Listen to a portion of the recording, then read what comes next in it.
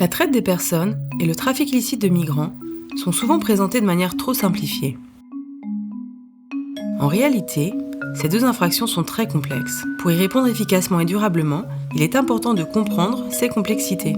Une approche genrée de la traite des personnes et du trafic illicite de migrants tient compte des différents besoins et situations des personnes de tous sexes et révèle la complexité de ces infractions.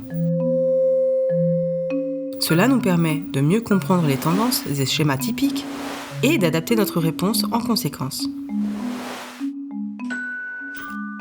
La traite des personnes touche principalement des femmes jeunes enchaînées dans une cave où elles sont exploitées sexuellement.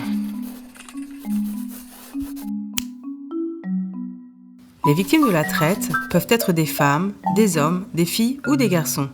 Ils sont exploités pour différentes raisons, avec ou sans violence physique.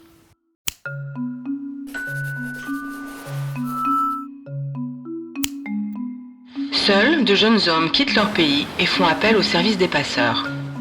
Les migrants arrivent alors toujours à bord de bateaux surchargés. Les passeurs utilisent principalement les voies terrestres et aussi aériennes. Des familles, femmes et enfants font également partie de ces flux.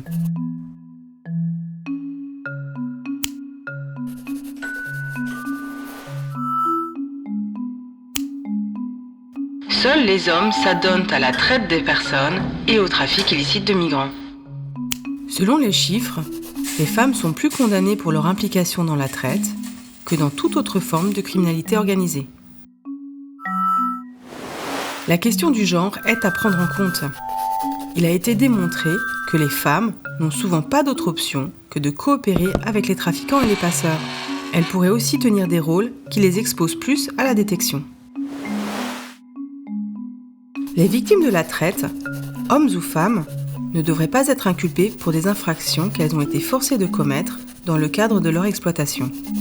Le trafic illicite de migrants, selon le droit international, doit être commis dans le but d'obtenir un avantage financier ou un autre avantage matériel. Une approche genrée rend visibles les vrais problèmes et révèle par exemple les divers obstacles à la dénonciation par les femmes, hommes, filles et garçons des abus, de la violence et de l'exploitation dont ils ont été l'objet, ainsi que la variété de leurs besoins en assistance. C'est pourquoi nous devons prendre en compte le sexe, l'âge et les droits des victimes et des migrants afin de combattre efficacement la traite des personnes et le trafic illicite de migrants. Si vous souhaitez en savoir plus sur les droits des migrants et des victimes de la traite, l'ONUDC a élaboré 2 modules universitaires sur le sujet. Ces outils, qui font partie d'une série de 14 modules, visent à fournir aux universitaires un outil pratique pour enseigner différents sujets liés au trafic illicite de migrants et à la traite des personnes.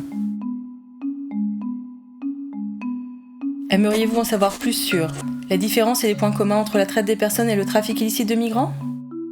Le genre dans le contexte de la traite des personnes et du trafic illicite de migrants ?